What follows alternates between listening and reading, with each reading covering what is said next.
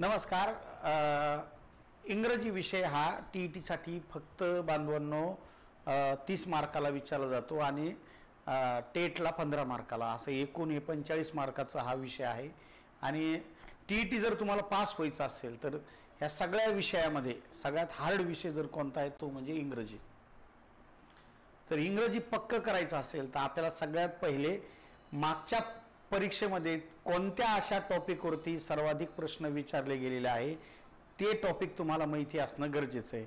एका मागच्या तासिकेत मी तुम्हाला हे सांगितलंय, पण हा नवीन जे काल परवा ज्या ॲड झालेले आहेत त्यांना हे समजावं म्हणून शॉर्टकटमध्ये आपण घेऊया. कॉम्प्रिहेन्शन एक अत्यंत महत्त्वाचा टॉपिक आहे. तो तुम्हाला या ठिकाणी प्रत्येक पेपरला बांधवांनो कमीत कमी 5 मार्काला विचारला जातो. ते आवर्जून लक्षात ठेवा. किती मार्काला विचारला जातो? 5 मार्काला विचारला जातो, लक्षात ठेवा. पुढे पहा. त्याच्यानंतर अत्यंत महत्त्वाचं नाऊन असेल, प्रोनाऊन असेल, व्हर्ब असेल, ॲडजेक्टिव्ह असेल, ॲडव्हर्ब असेल, कंजक्शन असेल, प्रिपोजिशन असेल, म्हणजे थोडक्यात पार्ट्स ऑफ स्पीच हे प्रत्येक एक मार्काला तुम्हाला विचारलं जातं. म्हणजे एक प्रकरण जर व्यवस्थित केलं तर 8 मार्क पडू शकतात तुम्हाला. 8 मार्क खूप मोठे मार्क आहे बरं का.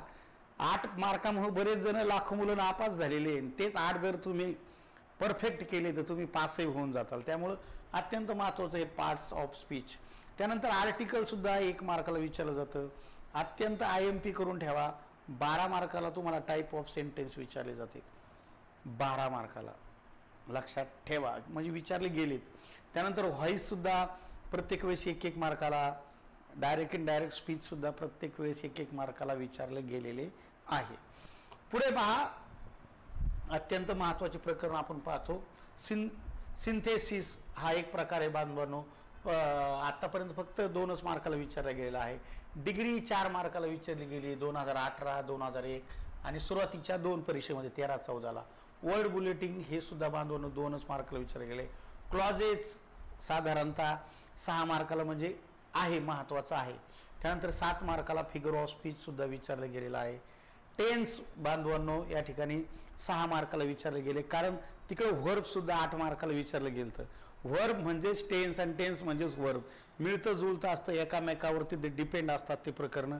त्यामुळं टेन्स सुद्धा महत्त्वाचंच आहे, याला सुद्धा IMP करायचं आहे आपल्याला. त्यानंतर अँटोनेम्स, सिनोनेम्स म्हणजेच विरुद्धार्थी आणि समानार्थी शब्द हे जास्त मार्काला विचारले गेले, याला IMP करायचं आहे. दररोज आजपासून 10 समानार्थी 10 विरुद्धार्थी शब्द जर तुम्ही पाठ केले मराठी आणि इंग्रजीचे तर मी सांगतो तुम्हाला टेट आणि टी-ईटी दोनही सोपं जाणार आहे. हे प्रकरण सगळे टेटचे. हे तुमचं 1 वर्ड सबस्टिट्यूशन हे सुद्धा 12 मार्काचं IMP आहे. पाठांतराचा भाग आहे. स्पेलिंग सुद्धा अत्यंत महत्त्वाचा आहे, पाठांतराचा भाग आहे. टेटमध्ये सुद्धा सातत्याने विचारला जातो. क्वेश्चन टॅग अत्यंत सोपं प्रकरण आहे, यामध्ये काहीच नसतं. तर हे रेग्युलर प्रकरण आहे. रेग्युलर आजकाल एका टाईप ऑफ सेंटेन्स आणि सेंटेन्स एरर आणि वर्ड बुलेटिंग, मग यामध्ये synonym, antonyms, 1 word substitution, spelling वगैरे हा प्रकार आजकाल IBPSला जास्त विचारला जातो. हे पहा इकडे चिन्ह आहे वरती IBPSला, हे जास्त विचारला जातो.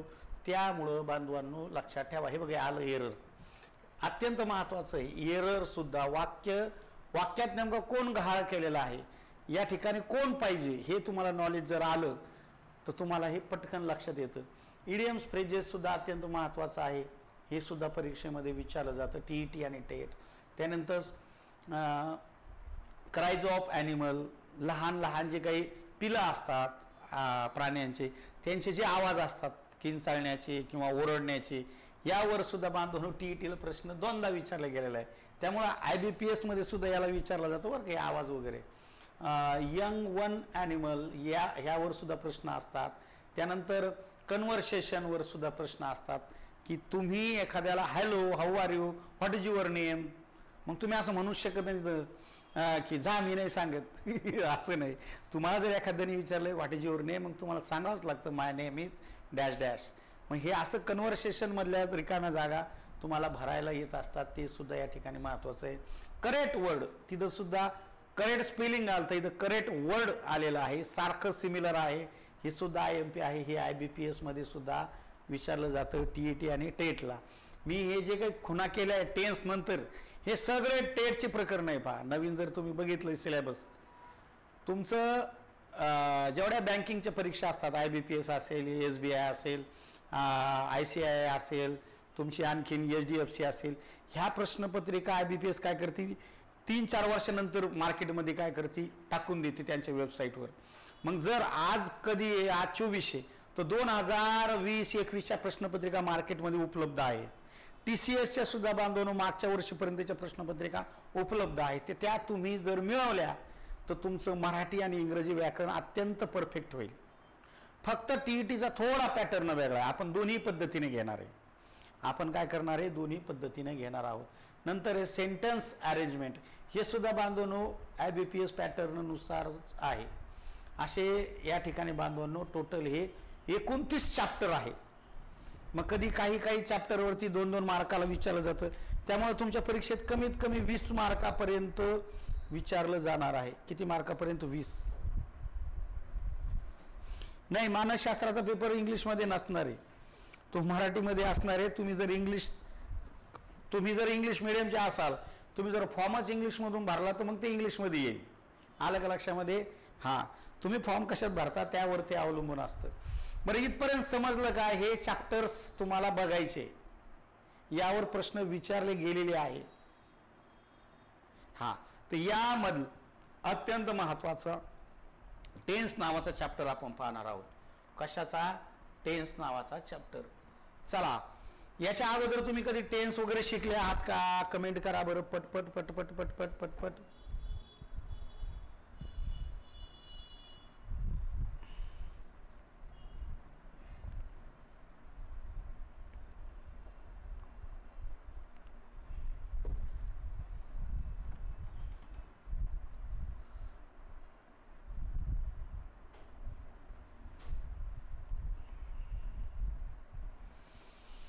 चला गुरुजी बघा, अत्यंत महत्वाचं चॅप्टर आहे टेन्स. आता मला नेहमी तुम्हाला सांगायचंय, पहा काय असतं माहिती का, प्रत्येक व्यक्तीनं जर आधी आपल्या मातृभाषेत काळ जर समजून घेतले तर बांधवांनो त्याला इतर भाषेचे काळ चांगले समजतात. मला चांगली खात्री आहे की तुम्ही जरी 12वी पास झाले, D.Ed पास झाला, B.Ed पास झाला, MA तुमचं झालं, काहींचं PhD सुरू असेल, पण जर तुम्ही इमानदारीनं असे वही हातात घेतली जर बघितले की बा एक वाक्य आहे ते जर आपण 12 प्रकारात जर लिहून पाहिलं मराठीत आणि ते जर परत 12 प्रकारात जर इंग्लिशमध्ये लिहून पाहिलं तर 99% लोकांना ते येणार नाही. 1-2 जण अपवादात्मक असतील की त्याला मराठीत पण ते 12 वेळा परफेक्ट लिहिता येतात आणि इंग्लिशमध्ये सुद्धा 12 वेळा परफेक्ट लिहिता येतात आणि हिंदीमध्ये सुद्धा तेच वाक्य 12 काळा त्याला परफेक्ट लिहिता येतं. आलं लक्षात? ग्रामर शिकवणाऱ्याला सुद्धा ते येणार नसतं. कारण बांधवांनो की क्वचित असे काळ आहे की ते बऱ्याच वेळा विचारले जातात आणि त्या 12 पैकी कमी असे काळ आहे की त्यावर स्पर्धा परीक्षेवर प्रश्न येतात. त्यामुळे तुम्हाला आम्हाला इथं काही PhD करायची नाहीये, आपल्याला फक्त मार्क जास्तीत जास्त पाडायचे. पण मी सगळं घेणार, बेसिक पासून फाउंडेशन ते पार तुमचं ॲडव्हान्स पर्यंत, किंवा आपण त्याला कंडिशनल टेन्स म्हणतो, जो UPSC MPSC ला विचारला जातो त्यापर्यंत आपण जाणार आहोत. चला बघा, मग आता टेन्स म्हटल्यानंतर काय बांधवांनो, पहिला प्रश्न आहे what is the main tense. Main tense किती आहे किंवा कोणते आहे तर बांधवांनो, किंवा काय आहे मेन टेन्स. तर बघा इकडे तुम्ही लक्षात ठेवायचं, जे मेन टेन्स आहे ते 3 प्रकारचे असतात. मुख्य काळ म्हणतो आपण त्याला मराठीत, प्रेझेंट, नंतर पास्ट आणि नंतर फ्युचर. आलं लक्षामध्ये? मग ह्या प्रत्येक काळाचे परत 4-4 उपप्रकार पडतात. त्याला इंग्लिशमध्ये सब टेन्स आपण म्हणतो असतो. तर ते प्रत्येकाचे 4-4 असतात. जसं बघा इथं सिंपल प्रेझेंट असं याचा ग्रुप तयार झालेला आहे. दुसरा आहे प्रेझेंट कंटिन्युअस झालेला आहे. तिसरा प्रेझेंट परफेक्ट टेन्स झालेला आहे आणि चौथा प्रेझेंट परफेक्ट कंटिन्युअस झालेला आहे. असे याचे हे 4. म्हणजे थोडक्यात सांगायचं म्हणजे बांधवांनो, इथं सिंपल, इथं कंटिन्युअस, इथं परफेक्ट आणि इथं परफेक्ट कंटिन्युअस हा भाग झालेला आहे. मग हेच 4 प्रकार बांधून ह्या पास्टमध्ये आणि हे 4 प्रकार तिकडं फ्युचरमध्ये, अशा पद्धतीचा हा तक्ता आपल्याला या ठिकाणी पाहायला मिळेल. जसं की पहा इथं म्हटले सिंपल पास्ट, इथं पास्ट कंटिन्युअस, नंतर पास्ट परफेक्ट आणि पास्ट परफेक्ट कंटिन्युअस असे प्रकार झालेले. मग यामध्ये सब टेन्स कोणता आहे? सिंपल आहे, कंटिन्युअस आहे, तुमचं परफेक्ट आहे, परफेक्ट कंटिन्युअस आहे, हे त्याचे सब टेन्स झालेले आहे आणि ते एकत्रित मिळून पूर्ण काळ तयार होत असतो. मग असेच बांधवांनो परत 4 प्रकार कोणाचे होणार आहे? फ्युचरचे होणार आहे. अरे कोणाचे होणार आहे? फ्युचरचे होणार आहे. मग बघा हे फ्युचरचे, फ्युचरमध्ये सुद्धा बघा simple future, future continuous, future perfect, future perfect continuous असे सुद्धा याचे प्रकार पडलेले आहे. आलं का लक्षात? ओके. आणि हे थोडं सगळ्याला काय होत असतं माहिती का, समजून घ्यायला अवघड जातं. काय घ्यायला अवघड जातं? समजून घ्यायला अवघड जातं. टेन्शन घेऊ नका, याची सगळी PDF मी तुम्हाला टाकून देणार आहे, त्यामुळे तुम्ही लगेच लिहायच्या भानगडीत पडू नका. अत्यंत महत्त्वाचं मी जे सांगतो त्याकडे आवर्जून लक्ष द्या. शॉर्ट तुम्ही आजूबाजूला मी सरकल्यावर ते लिहून घेत जातं. एवढं लिहायला तुम्हाला 10 मिनटं लागेल, त्यामुळे ते लहान 10 मिनटं वाया घालण्यापेक्षा नंतर ते PDF मधून तुम्ही पाहून घ्या. चालेल, ठीक आहे. फक्त काय शिकायला भेटलं की काळाचे मुख्य 3 प्रकार आहेत, ते म्हणजे प्रेझेंट, पास्ट आणि फ्युचर. आणि या प्रत्येकाचे 4 उपप्रकार आहे, सब टेन्स आहे. त्याला simple, continuous, perfect, perfect continuous असं म्हणतो. एवढं समजलं का मला सांगा ताईंनो, भगिनींनो, दादांनो? पटकन सांगा, एवढं कळलं काय? खूप बेसिक पासून घेतोय मी. मुख्य प्रकार 3, प्रेझेंट, पास्ट, फ्युचर. उपप्रकार simple, continuous, perfect, perfect continuous. एवढे आहे का डोक्यात? पुढे जायला एवढं कळलं का? अमर सर काही टेन्शन आले तर कमेंट करा. हा नंतर, कारण पुढे एकदा गेल्यावर मागे यायचं नाही. मी तुम्हाला पार 5वीच्या लेकरापासून असं डोक्यात ठेवून पार शिक्षकापर्यंत घेऊन जाणार आहे. नंतर खूप हार्ड आहे. आता हा चार्ट आहे पहा, हा चार्ट डोळे भरून पहा, कारण ह्या चार्ट तुमची जिंदगी बदलणार आहे. हा चार्ट बनवायला मला तब्बल बांधवांनो 2-3 वर्ष संघर्ष करावा लागला. म्हणजे मी DEDच्या मुलांना शिकवायचो मेथोडॉलॉजी, तर त्या मुलांचा आधी मी स्पोकन घ्यायचो थोडं, आणि मग पोरांना जर का वाक्यरचनाच नाही आली तर काय ढेकळं ते DEDचा 80 मार्काचा पेपर लिहिता येईल त्याला, DEDचा, BEDचा, इंग्लिश मेथडचा. TV सेंटर औरंगाबाद म्हणजे आताचं छत्रपती संभाजीनगरमध्ये माझे क्लास असायचे. 2009 ते 2014 या कालखंडात मी बांधवांनो 5-6 वर्ष संभाजीनगरला क्लास केलेले आहे. आलं लक्षात? ते पण इंग्लिश मेथडचे बरं का. हे ग्रामर सोपं आहे, मेथड लय अवघड आहे. तिथं पहिला क्वेश्चन असायचा, नीड ऑफ द लँग्वेज, भाषेची का गरज आहे. मग आता पोराला आपण ते समजून सांगितलं की ते पोरांना लिहिता येत नव्हतं. नेमकं एक्सप्रेशन, आवर थॉट्स, नीड्स, आयडियाज. मग आता याच्यामध्ये काय लिहायचं? आयडियाचं आणि इंग्रजीचं काय संबंध आहे? परंतु बांधवांनो मग मी हा चार्ट बनवला की अरे अत्यंत सोपं आहे. पहा काय असतं. आता बाकीचं गेलं चुलीत. एक्झाम ओरिएंटेड, आपल्याला परीक्षाभिमुख पाहिजे. तुम्हाला परीक्षेत 3 प्रश्न येत असतात. Use the helping verb, choose the correct tense, आणि परत बांधवांनो 3रा प्रश्न असतो तो म्हणजे ट्रान्सफर टू टेन्स, म्हणजे किंवा चेंज द टेन्स. काळ बदला, काळ ओळखा आणि योग्य सहाय्यकारी क्रियापद वापरा. आलं का लक्षात? असे 3 असतात. आणि एक 4था प्रकार तो म्हणजे कंडिशनल. अगोदरच्या वाक्यात कोणता काळ आहे म्हणून दुसऱ्या वाक्यात कोणता येईल, किंवा दुसऱ्या वाक्यात कोणता काळ आहे म्हणून पहिल्या वाक्यात कोणता येईल, असा एक प्रकार आहे. असे 4 प्रकारेच टेन्स विचारला जातो, अन्यथा टेन्स विचारला जात नाही. तर मग आता लक्षात घ्या, पहिला प्रकार आपल्याला शिकायचा आहे तो म्हणजे सहाय्यकारी क्रियापद. कोणत्या काळात कोणतं सहाय्यकारी क्रियापद असतं. आता भाई बहिनो आणि माताओं, कुल मिलाकर ये 12 क्या है टेंस के प्रकार है, 12. लेकिन एग्जाम में सबसे ज्यादा कौन सा टेंस पूछा जाता है तो उसका नाम है सिंपल प्रेजेंट और सिंपल पास्ट.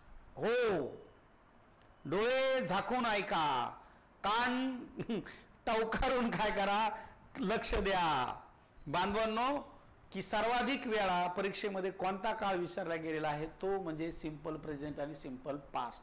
आणि सगळ्यात अवघड जर काळ कोणते असेल तर हेच 2 काळ अवघड आहे. कारण तुमची स्टोरी असेल ना ती नेहमी पास्ट मध्ये असते. एखादं पिक्चर, एखादी कथा, तुमचा पॅसेज किंवा तुमचा धडा हा पास्टमध्ये असतो. आणि जे बांधवांनो लाईव्ह चालतं किंवा जे काय असतं रनिंगमध्ये असतं किंवा ज्याला आपण काय म्हणतो एक काय म्हणू आपण, एक खूप छान शब्द पता इंग्लिशमध्ये की करंट लँग्वेज चालू, तर त्यावेळेस बांधवांनो तुमचं सिंपल प्रेझेंट त्या ठिकाणी असतो. उठ, बाहेर जा, इकडे, शांत बस, दरवाजा बंद कर, असा जो काही बोलण्याचा दररोजचा जो काही करंट लँग्वेज म्हणू आपण याला, तर ती बांधवांनो तुमची कशामध्ये असते, सिंपल पास्टमध्ये असते. आम्ही ज्यावेळेस स्पोकनचे क्लास लावायला जायचो तर ते स्पोकनवाले म्हणायचे की तुम्हाला जर काही इंग्रजी शिकायची असेल तर 80% इंग्रजी ही सिंपल पास्ट आणि सिंपल प्रेझेंटमध्येच असते लपलेली, पण ती आपल्याला समजली का हे बाकीचे काळ आपोआप येत असतात. चला असो, म्हणून आपलं ग्रामर ह्या 2 काळामध्ये सर्वाधिक आहे, तर आपल्याला ते बघायचंय. पहिलं आहे बांधवांनो सिंपल प्रेझेंट. मग सिंपल प्रेझेंट काळ कसा ओळखावा की नंबर 1 त्या काळात बांधवांनो क्रियापदाचं पहिलं रूप असतं, आणि जर क्रियापदाचं पहिलं रूप आहे आणि त्याच्याबरोबर जर डू किंवा डज आहे तर 100% तो कोणता काळ असतो, सिंपल प्रेझेंटच असतो, लक्षात ठेवा. मग सिंपल पास्ट कसा ओळखावा, पास्ट हा 2 पद्धतीने ओळखला जात असतो की ज्या वाक्यामध्ये डीड आणि क्रियापदाचं पहिलं रूप आहे किंवा डायरेक्ट क्रियापदाचं दुसरं रूप आहे, त्या ठिकाणी डीड वापरलेला नाही, तो काळ सुद्धा सिंपल पास्ट असतो. मग सिंपल फ्युचर म्हणजे काय असतं बांधवांनो, क्रियापदाचं पहिलं रूप आणि तुमचं शॉल आणि विल. ओके, जेवढे काही सिंपल काळ असेल, simple present, simple past, simple future, ह्या तिन्ही काळात कोणतं क्रियापद वापरलं जातं असं कमेंट करून टाका. मी तर बोललोय आता, तुम्हाला माझं बोलणं समजत असेल तर पटकन कमेंट करा. सिंपल प्रेझेंटमध्ये कोणतं क्रियापद वापरतात, सिंपल पास्टमध्ये कोणतं क्रियापद वापरतात आणि सिंपल फ्युचरमध्ये कोणतं क्रियापद वापरतात, पटकन सांगायचं. चलो कमेंट करो जल्दी जल्दी जल्दी जल्दी जल्दी. तिन्ही काळात कोणतं क्रियापद वापरतात, पटकन.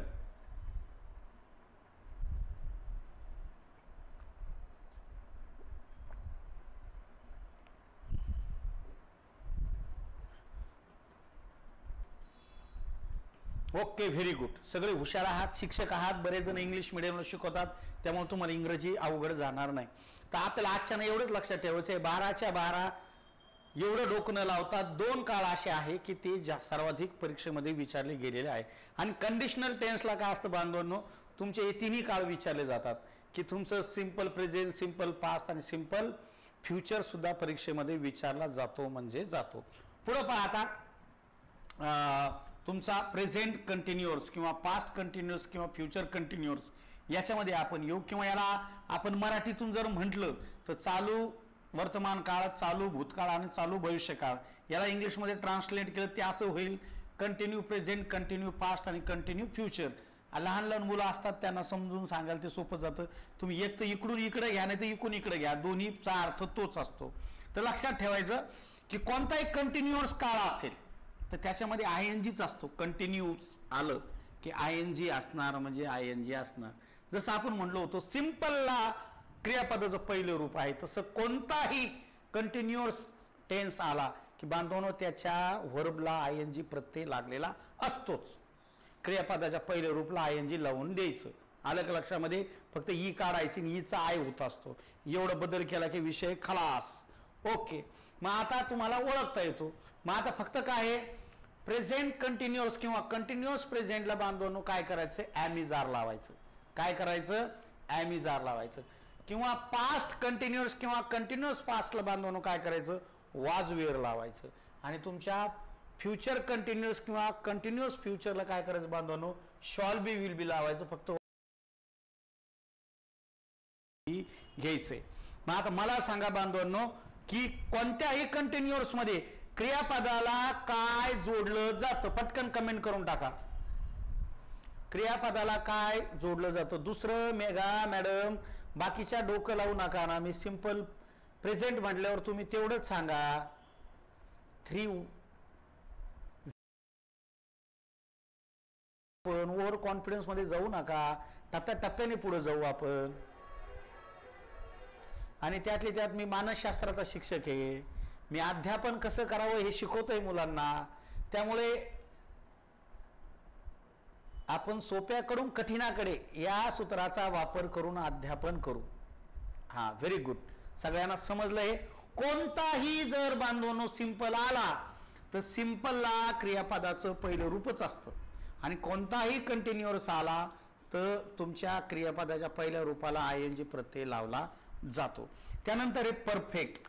कोणताही परफेक्ट असू द्या, परफेक्ट प्रेझेंट असू द्या, परफेक्ट पास्ट असू द्या, परफेक्ट फ्युचर असू द्या, कारण काळ ओळखला कशामुळे जात असतो, ह्या सबटेन्समुळे ओळखला जातो. पहिला प्रश्न आपण पाहतोय, काळ ओळखा, चूज द करेक्ट टेन्स असं म्हटलं जात असतं. मग काळ कशाने ओळखला जातो असतो, तो simple, continuous, perfect, perfect continuous. मग आता परफेक्ट मध्ये काय असतं बांधवांनो, हमेशा क्रियापदाचं तिसरं रूप. मग तुमचा हा प्रेझेंट परफेक्ट किंवा परफेक्ट प्रेझेंट, तर याला क्रियापदाचं तिसरं रूप, इथं सुद्धा क्रियापदाचं तिसरं रूप, इथं सुद्धा क्रियापदाचं तिसरं रूप. आलो की नाही ताई, आपण तुमच्या V3कडे थोडा संयम ठेवा. मग बांधवांनो तुम्हाला परफेक्ट काळ जर ओळखायचा असेल, प्रेझेंट परफेक्ट किंवा परफेक्ट प्रेझेंट, तर हॅव हॅज आणि क्रियापदाचं तिसरं रूप. पास्ट परफेक्ट किंवा परफेक्ट पास्ट, हॅड आणि क्रियापदाचं तिसरं रूप. तुमचं फ्युचर परफेक्ट किंवा परफेक्ट फ्युचर असेल, शॉल हॅव, विल हॅव आणि बांधवांनो क्रियापदाचं तिसरं रूप. चला मग मला सांगा आता, कोणताही परफेक्ट जर असेल तर भाऊ आणि बंधू आणि भगिनींनो, मला सांगा क्रियापदाचं कितवं रूप वापरायचं परफेक्ट साठी? सांगा पटकन पटकन पटकन पटकन.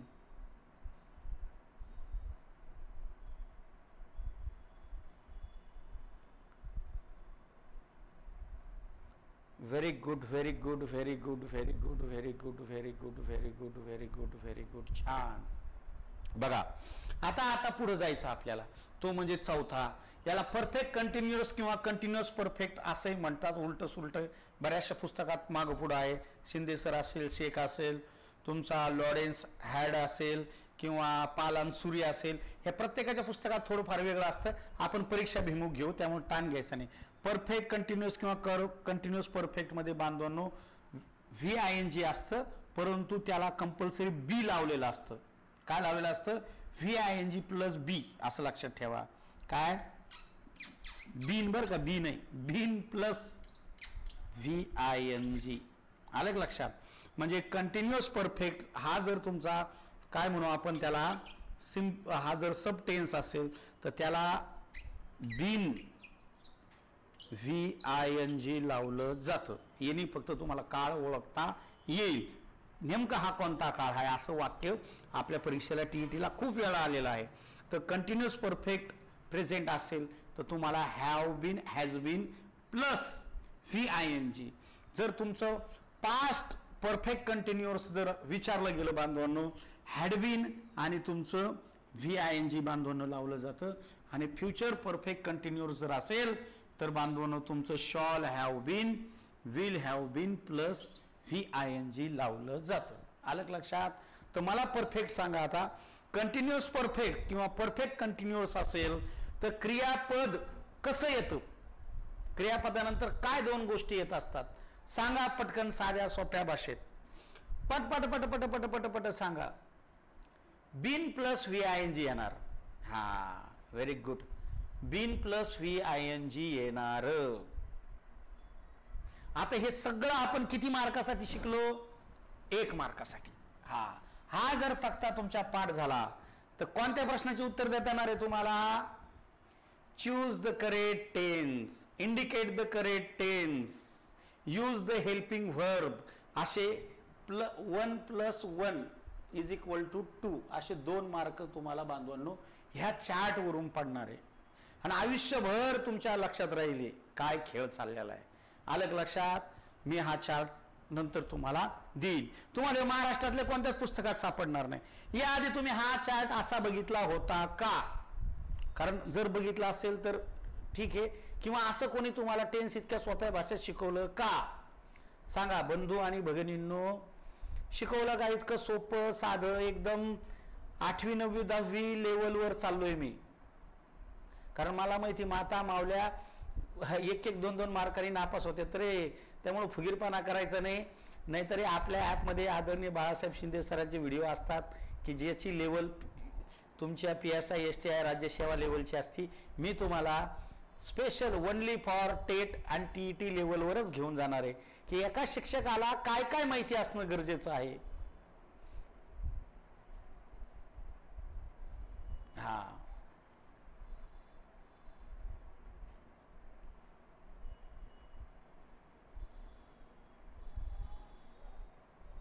चला ठीक आहे. ओके, आता पुढे जाऊ आपण. बंधू भगिनींनो बघा, आता एक वाक्य 12 काळात कसं चेंज होत गेलेलं आहे आपल्याला ते शिकायचंय. आता मी तुम्हाला अगोदर प्रत्येक याच्यात काय दाखवलं होतं, simple present, simple past, simple future मध्ये सहाय्यकारी क्रियापद सांगितलं होतं. म्हणलं होतं सिंपल प्रेझेंट असेल डू आणि डज, सिंपल पास्ट असेल तर डीड आणि सिंपल फ्युचर असेल तर शॉल विल. परंतु इतकं सोपं तुम्हाला परीक्षेत विचारत नाही. ज्या काळाचे सहाय्यकारी क्रियापद हे लपलेले असतात, प्रत्यक्ष प्रथम दर्शनी दिसत नाही, असेच काळ परीक्षेत विचारले जाते. मग तुम्ही जर ह्या चार्टवर बघितलं तर बांधून असं कोणते दोन काळ आहे की त्याचे सहाय्यकारी क्रियापद ह्या चार्टमध्ये तुम्हाला दिसू नाही लागले. पटकन ते दोन नावं मला टाईप करून पाठवा, म्हणजे तुम्हालाही चेतना भेटली पाहिजे की ढूंढो. लोगों ने कहा है, संतों ने कहा है, महापुरुषों ने कहा है, ढूंढने से खुदा भी मिलता है, ढूंढो. तर बघा सापडा पटपट असे दोन कोणते काळ आहे की त्याचे सहाय्यकारी क्रियापद हे लपलेले असतात. चला पटपट पटपट पट सांगा. काही माता मावलेला काहीच कळणार नाही. भाई लपलेले असतात म्हणजे काय ग? मग आता मी सांगतो लपलेले असतात म्हणजे काय. सापडा सापडा सापडा सापडा सापडा.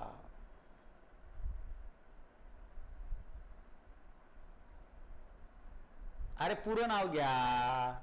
तुम्ही बापांचे नाव घेतले प्रेझेंट आणि पास्ट, त्याला लेकरू आहे ना. हा हे व्हेरी गुड. सिंपल प्रेझेंट आणि सिंपल पास्ट असं त्याचं उत्तर असायला पाहिजे. काय असायला पाहिजे? Simple present and simple past. Okay very good. प्रयत्न केलाय, छान छान प्रयत्न करताय तुम्ही. बघा बांधवांनो, सिंपल प्रेझेंट किंवा त्याला हा प्रेझेंट, हा सिंपल प्रेझेंटच म्हणतात. आणि सिंपल पास्ट किंवा पास्ट सिंपल नाही, सिंपलच नाव असतं सुरुवातीला. चला तर हे दोन जे नाव आहे बघा, वेगवेगळ्या पुस्तकात वेगवेगळे नाव आहे म्हणून सांगतो हा तुम्हाला. सिंपल प्रेझेंट आणि सिंपल पास्ट हे दोन असे काळ आहे की याच्या क्रियापदावरून सुद्धा काळ तयार होत असतो. क्रियापदावरून सुद्धा काळ तयार होत असतो. तेव्हा लक्षात ठेवा, शेवटपर्यंत आयुष्य असं समजा आपल्याला शेवटचे चान्स आहे, यानंतर कोणीच शिकणार नाही. इतकं लक्ष देऊन ऐका की सिंपल प्रेझेंट टेन्स असला तर डोळे झाकून क्रियापदाचं पहिलं रूप. काय म्हणतो मी? सिंपल प्रेझेंट म्हणजे मराठीत साधा वर्तमान काळ. हो ताई, साधा वर्तमान काळ म्हणजे सिंपल प्रेझेंट हा जर काळ असेल तर क्रियापदाचं पहिलं स्वरूप. हा, आणि सिंपल पास्ट म्हणजे भूतकाळ असेल साधा तर क्रियापदाचं दुसरं रूप. आलं का लक्षात? हा, हे जर का तुम्हाला समजलं की तुम्हाला अख्खं ग्रामर समजलं, अख्खं ग्रामर समजलं. कारण यांच्या माग लेकरं लपलेले असतात. काय असतात? हा, लेकरं असू द्या नाही तर कोणीतरी लपलेलं असतं. मग ते कोण लपलेलं असतं, काय लपलेलं असतं ते आपण या ठिकाणी बघू. बघा, माझ्या शाळेतले 5वीचे लेकरं सुद्धा नवोदयाचे सांगतात बरं का. त्यांना म्हणलं सांगा V1च्या माग कोण लपलेलं आहे? सांगा इथं V1च्या माग कोण लपलेलं आहे? कोणते हेल्पिंग व्हर्ब लपलेले सांगा.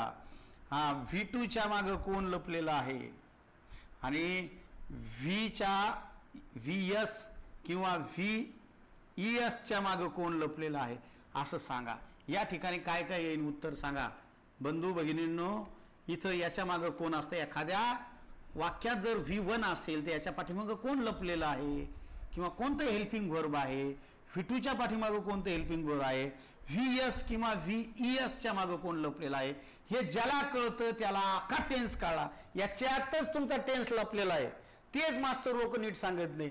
मी इंग्रजी ग्रामर शिकायला पुण्याला गेलतो. हा, मी सांगतो तुम्हाला, कच्च्या गुरुचा चेला नाही मी फार MA झाल्यावर इंग्रजी कशी शिकवली पाहिजे हे नुसतं शिकण्यासाठी मी पुण्याला गेलतो. अग्रवाल सर पुण्याचे, त्यांच्याकडे क्लास लावला होता. त्या काळात 5,000 रुपये फी असायची. भावा हो, सांगा पट पट पट पट V1 ला कोण आहे, V2 ला कोण आहे, ES ला कोण आहे, हे ज्याला ज्याला कळतं त्याला त्याला आजचा तासाचा फायदा होईल. अरे त्या डूडज मध्ये सुद्धा सगळं महाभारत रे दादा. हा चला आता लक्ष द्या ताई. एखाद्या ताईला जर कळतच नसेल तर ताई लक्ष दे. हे MA इंग्लिश वाल्याला सांगता येत नाही. क्रियापदाचं जर पहिलं रूप असेल तर त्याच्या पाठीमागे हमेशा डू लपलेला असतो. क्रियापदाचं दुसरं रूप असेल तर त्याच्या पाठीमागे डीड लपलेलं असतं. आणि क्रियापदाचं यस आणि यस याच्या पाठीमागे डज लपलेलं असतं. आलं का लक्षात? हा तक्ता जर तुम्हाला कळाला भावा हो, विषय खल्लास. याला वहीच्या कोपऱ्यात लिहून ठेवा. इथंच सगळं तुमचं affirmative sentence, negative sentence, interrogative sentence सगळं इथंच आहे. म्हणजे टाईप ऑफ सेंटेन्सचे जे काही 3 मुख्य वाक्य असतात ते इथंच बनवले जातात. तुम्हाला परीक्षेत प्रश्न येत असतो, make the negative sentence, make the interrogative sentence, make the affirmative sentence. ह्या सहाय्यकारी क्रियापदाशिवाय ते बनूच शकत नाही. त्यामुळे टेन्स नुसता टेन्ससाठी नाही, इतर प्रकरणात सुद्धा तो कामी येतो. As soon as, no sooner than, hardly when, इथं सुद्धा हे डू डज डीड कामी येतात. त्यामुळे हे तक्ता पटकन लिहून घ्या, पटकन लिहून घ्या. क्रियापदाचं पहिलं रूप डू, क्रियापदाचं दुसरं रूप डीड, क्रियापदाच्या पहिल्या रूपाला येस आणि येस प्रत्यय असेल तर डज. आलं का लक्षात?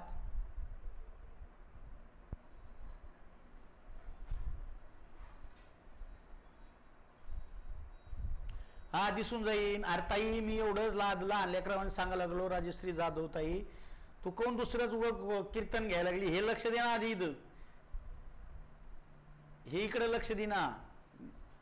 कधीही चालू क्लासमध्ये मला हे भेटलं नाही, मला ते केलं नाही, दिवसभर फोन करायचे. आलं का ताई डोक्यामध्ये?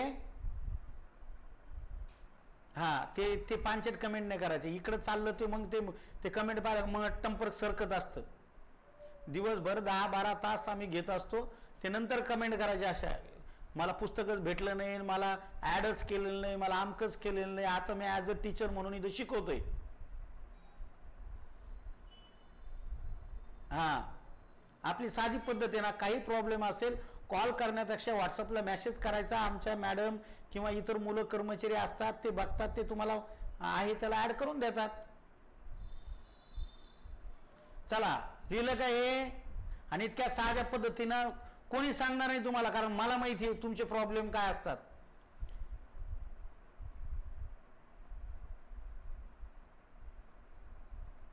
चलो लिहिलं का राजश्री मॅडम? आता इकडे लक्ष द्या तर समजन ते. इकडं लक्ष द्या तर समजेल, अन्यथा समजणार नाही. 3 मार्क हातचे वाया घालू नका. ठीक आहे, समजलं का? चलो आगे बघा. आता तुमच्या मनातलं गोष्ट काळ ओळखण्याची सोपी पद्धत मी तुम्हाला अर्धी ती सांगितलेली आहे. कोणताही साधा काळ असेल तर काय असतं बांधवांनो? त्या काळात काय नसतं, V3 किंवा VING नसेल तर तो काय असतो? साधा काळ. मग त्यात काय असतं? त्यात असतो म्हणा गुरुजी V1 असतो. कोणताही साधा काळ असेल तर त्यात क्रियापदाचा पहिले रूप असतं, म्हणजे हे त्यामध्ये नसतं असा त्याचा अर्थ. पुढे पहा, कोणताही जर उदाहरणार्थ ही राईट अ लेटर, इथं राईट हे क्रियापदाचं किती रूप आहे? पहिलं रूप आपण वापरलेलं आहे. चला पुढे, कोणताही चालू काळ असेल तर काय असतं बांधवांनो? VING असतं. काय असतं? VING असतं. तुम्हाला माहितीच आहे. पहा HVVING हा कोणताही चालू काळ आपल्याला दर्शवत असतो. उदाहरणार्थ हेच वाक्य आपण काय केलंय? कंटिन्यू मध्ये घेतलेलं. He is writing a letter. हे बघा, इज आणि रायटिंग हे VING इथं आलेलं आहे. म्हणजे हा बांधवनो चालू काळात VING आपल्याला असतं, असं तुमच्या लक्षात येतंय. कोणताही पूर्ण काळ असेल तर तुम्हाला शिकवलंय आताच, क्रियापदाचं 30 रूप असतं आणि हेल्पिंग व्हर्ब असतं त्याला. पहा HVV3 असतं बांधवांनो, HVV3 असतं. उदाहरणार्थ हेच आपण जर ट्रान्सलेट केलं तर he has, written a letter दिलेले पहा, he has written a letter. पटकन साध्या स्वरूपात पटकन हे लिहून घ्या, म्हणजे तुमच्या डोक्यात बसेल की काळ ओळखण्याची साधी पद्धत. पटकन फास्ट लिहायचंय. बरं, मी शिकवलेलं कळायलं का तुम्हाला? असं वाटतं का तुम्हाला की हा माणूस आपल्याला 20 ते 25 मार्कापर्यंत घेऊन जाईल इंग्लिशमध्ये?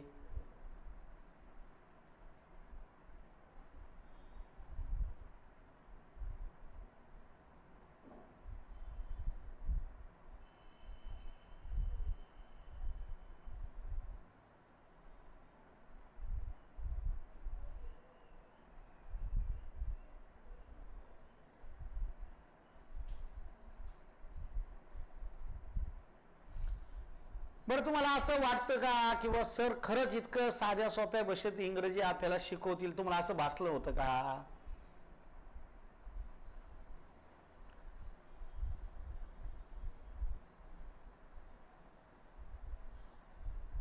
चला, हा, आता हे लिहून घेतलं असेल तुम्ही. ज्यावेळेस लिहायच्या वेळेस मी गप्पा मारतो तुमच्याशी, एरवी नाही. हा, एरवी नाही.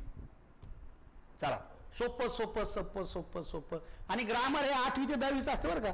UPSCचं सुद्धा जे ग्रामर आहे का, ते 8वी ते 10वीच विचारलं जात असतं. जे स्कॉलरशिपचं जे हे करतात ते. आता काही अपवाद आहे पहा, अपवाद सुद्धा अत्यंत महत्वाचे असतात परीक्षेत, आणि तुम्हाला फसवण्यासाठी परीक्षेत अपवाद विचारला जात असतो. वाक्यात कर्त्यानंतर येणार पहिला क्रियावाचक शब्द वाक्याचा मूळ काळ ठरवतो. एखाद्या वाक्यात कोण नाहीये, कर्त्यानंतर येणारा पहिल्या क्रियावाचक शब्द हा वाक्याचा काळ ठरवतो.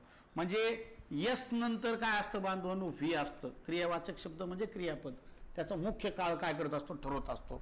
जसं की प्रेझेंट असेल, पास्ट असेल, फ्युचर असेल, हा मूळ काळ ठरवतो. तर फक्त ठरलेल्या काळाचा उपप्रकार हा दर्शवतात. तर पुढे येणारे जे क्रियापद आहे फक्त ते ठरवल्या काळाचा उपप्रकार ठरवत असतात. त्याच्याबरोबर जे येणारं काय असतं बांधवनो? ह्या दोघांच्या मध्ये हेल्पिंग व्हर्ब असतं, त्याला HV म्हणतो आपण. तर हे काय करत असतं? पुढे येणारं क्रियापदे हे फक्त ठरवलेल्या काळाचा उपप्रकार ठरवतात. उपप्रकार कोण ठरवत असतो? हेल्पिंग व्हर्ब ठरवत असतं. हा, आधीच आपण ते पाहिलेलं आहे.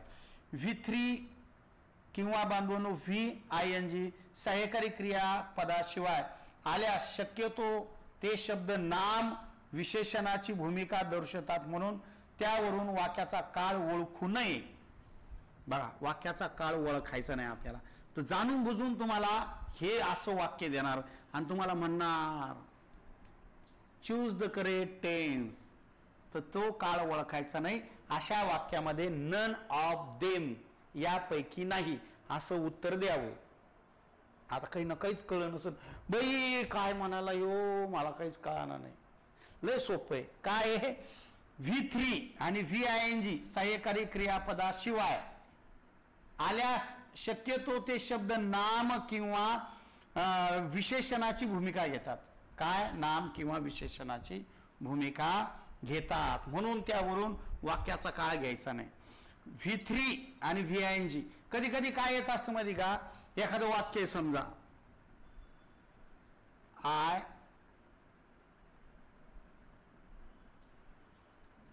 गॉन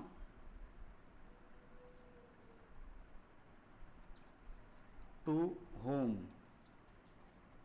आता गॉन बांधवनो येईन का? तो काय म्हणतो? V3 आणि VING सहाय्यकारी क्रियापदाशिवाय. किंवा असं वाक्य समजा, आय गोईंग. आय गोईंग होऊ शकतं का रे वाक्य? चला हे जाऊ द्या. आय गोईंग वाक्य होऊ शकतं का? तुमच्या तर हे तर सोपं आहे ना. हे कधी कधी जनरल लँग्वेज मध्ये येऊन जात असतं क्रियापदाचे स्वरूप. मग हे गोईंग करायची वेळेस इथं काय पाहिजे? इथं काय पाहिजे सांगा बरं मला, पटकन सांगा. गोईंगच्या आधी इथं काय पाहिजे सांगा? आय आलेलं आहे ना. आय गोईंग होईंग का एखादं वाक्य? हा, माझ्या भावना समजल्या. हा बघा, अगदी बरोबर. मग हे काय म्हणतो? समजा एखाद्या वाक्यात V3 VING आहे सहाय्यकारी क्रियापदाशिवाय. सहाय्यकारी क्रियापद दिली नाही, डायरेक्टच ते असं आलं, तर ते बांधवनो तिथं काय समजायचं? त्याला विशेषणाची भूमिका किंवा नामाची भूमिका. इथं काय असलं पाहिजे होतं? ॲम असलं पाहिजे होतं. काय असलं पाहिजे होतं? ॲम असलं पाहिजे होतं. क्रियापदाचं जर आपण तिसरं रूप वापरतोय तर कमीत कमी तिथं हॅज असावं, कमीत कमी तिथं हॅव असावं किंवा तिथं हॅड असावं. हे तिघं असल्याशिवाय याला किंमत नाही. हे तिघं असल्याशिवाय याला किंमत आहे का? नाही. त्यामुळे याच्याहून काळ ओळखू नये, नन ऑफ देम असं त्या ठिकाणी द्यावं. हे अपवाद आहे, हे लक्षात ठेवा. अपवाद हे कधी कधी परीक्षेमध्ये हटकून तुम्हाला फसवण्यासाठी विचारले जात असतात. मग आता आपल्याला काय करायचं आहे? प्रेझेंट काळ पाहायचा आहे. त्या प्रेझेंट मधला सिंपल प्रेझेंट पाहायचा आहे. एखादा माणूस डायरेक्ट सिंपल प्रेझेंटवर आला असता. मी सिंपल प्रेझेंट शिकवायच्या आधी लय मोठी माहिती तुम्हाला सांगितलेली आहे. कोणताही माणूस डायरेक्ट इथे येतो, लगेच इथून सुरू करतो. मग काय बांधवणं सिंपल प्रेझेंट टेन्स मध्ये? सिंपल प्रेझेंटची व्याख्या काय आहे? In this sentence use the helping verb of do and does. When subject is singular, at that time use the does. But when use the plural subject, at that time use the do. मराठीत सांगायचं म्हणजे ज्या काळामध्ये क्रियापदाचं जर पहिलं रूप असेल किंवा ज्या काळामध्ये कर्ता जर एक वचनात असेल तर बांधवांनो क्रियापदाचं पहिलं रूप आणि त्या ठिकाणी काय वापरलं जातं? डज वापरलं जातं. आणि जर कर्ता हा अनेक वचन असेल तर क्रियापदाच्या रूपाच्या अगोदर डू किंवा क्रियापदाचं सिंगल रूप बांधवांनो वापरलं जातं. आलं का लक्षात? आता हे असं सांगितल्यावर लक्षात येत नसतं, ते उदाहरणं देऊन पाहावं लागत असतं. मग आता आपण या ठिकाणी उदाहरण त्याचं बघूया. काय उदाहरणामध्ये याचं सूत्र दिलेलं आहे की काय सूत्रानुसार चालायचं? S plus V plus O. हा एस म्हणजे तुमचा सब्जेक्ट असतो. सब्जेक्ट म्हणजे विषय नाही बरं का. सब्जेक्ट म्हणजे कर्ता. हा तुमचा बांधवांनो कोण असतो? हा वर्ब म्हणजे कोण असतो?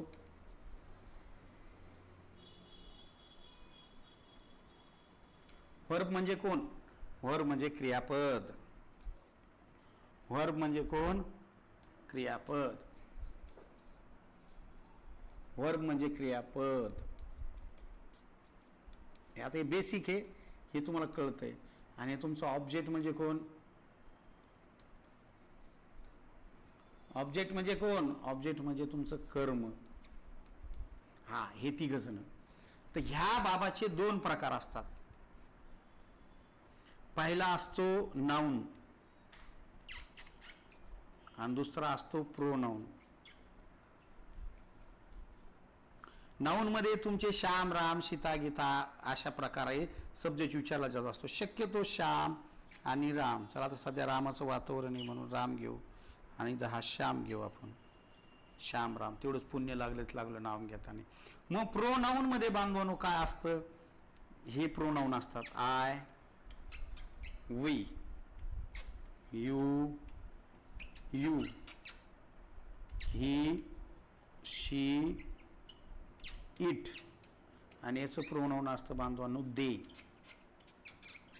हे तुमचे सब्जेक्टच असतात, नाउन प्रोनाउन. मग ह्या तुमच्या नाउन प्रोनाउन म्हणजे सब्जेक्ट नुसार कोण वापरायचा असतो? व्हर्ब वापरायचा असतो. कोण वापरायचा असतो? व्हर्ब. कळायलं का? नाही कळायलं? परत सांगतो बघा. कोणताही काळ ह्या सूत्राने बनवला जात असतो.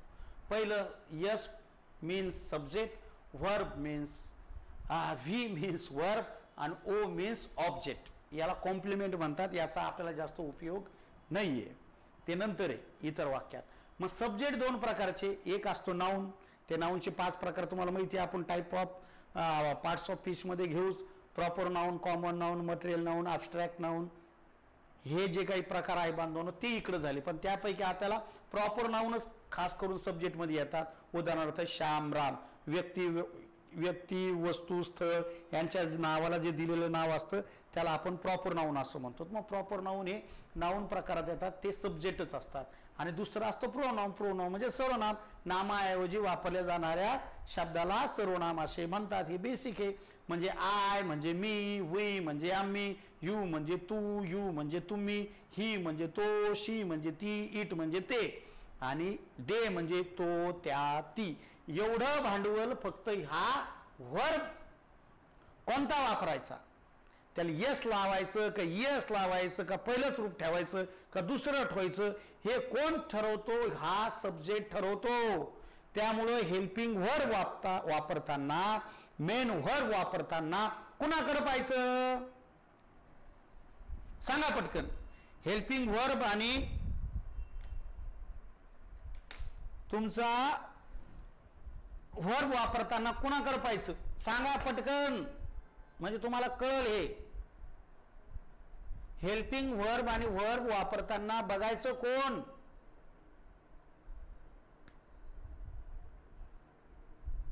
हा, व्हेरी गुड. कुणाकडं? सब्जेक्ट कडे बघायचं. कुणाकडे बघायचं? सब्जेक्ट कडे. Very good. सगळ्यांनी छान पद्धतीने उत्तर दिलेलं आहे. हा, मग आता गुरुजी म्हणा, एक वचन आणि अनेक वचन असतं का? हा, जेवढे काही तुमचे नाउन आहे, खास करून प्रॉपर नाउन आहे, ते किती वचनी असतात? एक वचनी असतात. त्याला सिंग्युलर आपण म्हणतो. आता मग याच्यातलं कोण सिंग्युलर आहे बांधवांनो? याच्यातलं ही, शी, इट हे जर बांधवांनो 3 पकडले तर हे सगळे प्युलर मध्ये पकडायचे. कशात पकडायचे? अनेक वचनात. तुम्ही म्हणता ना ऐकास काय, हा अपवाद आहे. हा जरी बांधून एक वचनात असला पण तो अनेक वचनात मोडतो. तुम्ही जेवढे काही सहाय्यकारी क्रियापद वापरता ते त्या ठिकाणी त्या बाबाचे वेगळेच धंदे असते. एक वचनात यायचं नाही, त्याला अनेक वचनच आवडते. उदाहरणार्थ पहा, आपण काय करत असतो? वी, यू, दे. हा, वी, यू, दे याच्यासाठी काय वापरतो आपण? सहाय्यकारी क्रियापद सिंपल प्रेझेंट मध्ये डू वापरतो. यू डूच वापरलं जात असतं, दे डूच वापरलं जात असतं. मग हे कशामध्ये? अनेक वचनामध्ये. मग हे अनेक वचनामध्ये बांधवांनो, मग एक वचनात कोण आहे? ही, शी, इट किंवा एखादं नाम, राम, श्याम वगैरे. मग हिच्या बरोबर कोण वापरत असतात? डज. शीच्या सोबत कोण वापरणार? डज. इटच्या सोबत कोण वापरणार? डज. आणि रामच्या सोबत कोण वापरणार? डज. मग हे एक वचनात असताना आय बरोबर कोण वापरायला पाहिजे? कोण वापरायला पाहिजे? मोठा प्रश्नचिन्ह आहे, कारण आय सुद्धा एक वचनात आहे ना. सांगा कोण वापरायला पाहिजे? वापरायला कोण पाहिजे म्हणतो मी?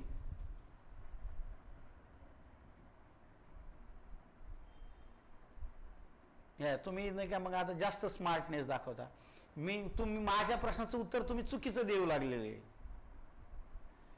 अरे तो एक वचनातला आहे, मग कोण वापरायला पाहिजे म्हणलो मी. तुमचा हुशारपणा दाखवू नका जास्त. ते कोणत्या गटातला आहे? एक वचनी गटातला आहे ना. गोंधळले जातात सगळे. हा, समजून घेत नाही, काही नाही. हे किती वचनी? अनेक वचनी. अनेक वचनासाठी काय वापरतात? डू वापरतात. मग एक वचनासाठी काय वापरतात? डज वापरतात. मग आय किती वचनी आहे? एक वचनी आहे. मग इथं नियमानुसार कोण वापरायला पाहिजे होतं बांधवांनो? डज वापरायला पाहिजे होतं. पण इंग्रजी व्याकरणामध्ये इथं असं नाही केलं. यांनी याला यांच्या गटात टाकून दिलं. आय सुद्धा बांधवांनो इथं डूच वापरलं जातं. म्हणून मी सांगतो की आय हा अपवाद आहे. हा, इथं केलं आय हा काय? अपवाद आहे. हा जरी बांधवांनो यांच्या कुळातला असला पण तो यांच्यात जाऊन बसतो.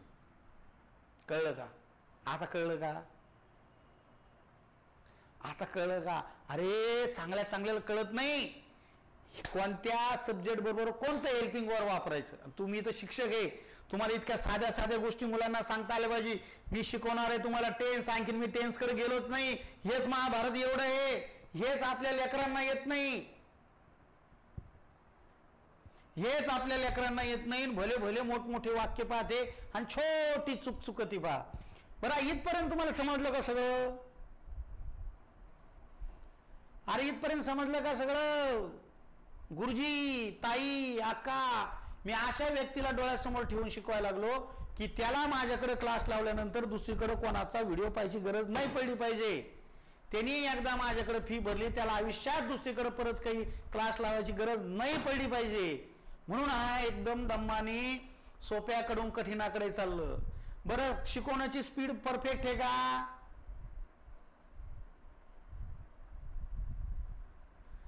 छान समजायला का तुम्हाला सगळं?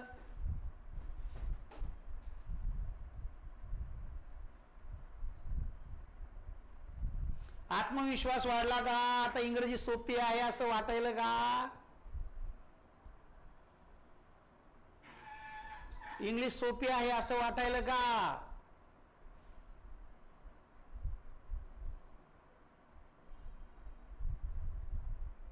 हा चला, काय असं थोडं कमेंट आलं की मला इंटरेस्ट येतो ना. चला बर, आता हे आपण थोडंसं काय करू, याला पुसून घेऊ.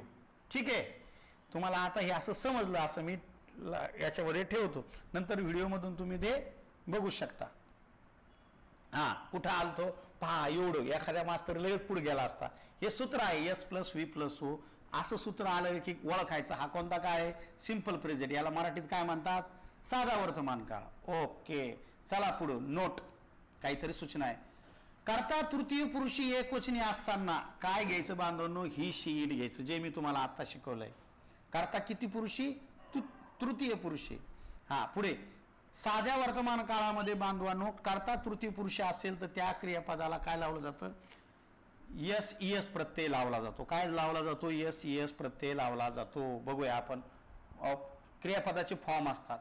याला म्हणतात क्रियापदाचं फर्स्ट फॉर्म, याला म्हणणार बांधून क्रियापदाचा सेकंड फॉर्म, आणि याला म्हणणार क्रियापदाचा थर्ड फॉर्म, आणि याला म्हणणार क्रियापदाचा VING किंवा फोर्थ फॉर्म. VING फॉर्म, हे फॉर्म असतात क्रियापदाचे. First form, second form, third form, fourth form किंवा VING फॉर्म, असं लेकराला लहानपणासारखं शिकवा. मग इथं काय म्हणतो, यो क्रियापद जर तुमचं कर्ता हा सब्जेक्ट, कर्ता हा जर तृतीय पुरुष जर एकवचन असेल, तृतीय पुरुष एकवचन म्हणजे काय, ही शी इट असेल तर बांधवांनो तो म्हणतो क्रियापदाला S किंवा S प्रत्यय लावा. इथं नुसतं V आहे, ह्या V न ठेवता त्याला VS किंवा VES असं लावा. उदाहरणार्थ इथं काय आहे तुमचं बांधवांनो, प्ले आहे. मग प्लेला काय करावं लागेल तुम्हाला, प्लेज करावं लागेल, कारण सचिन सुद्धा हा तृतीय पुरुषच असतो. सचिन प्लेज क्रिकेट असं वाक्य आहे. काय, सचिन प्लेज. पाया क्रियापदाच्या पहिल्या रूपाला काय लावलं, S लावलंय. काय लावलं, S. इथं सांगितलेलं आहे. बरं ताई, माई, अक्का, हे तुम्हाला समजायला का, क्रियापदाला S कोण लावायचं सांगा, पटकन सांगा. क्रियापदाला S कोण लावायचं, कारण सब्जेक्ट मध्ये हा एकवचनी असला पाहिजे, तृतीय पुरुष एकवचनी. ही शी इट रामश्याम, रामश्याम ऐवजी जर सचिन आलंय, सांगा पट पट पट.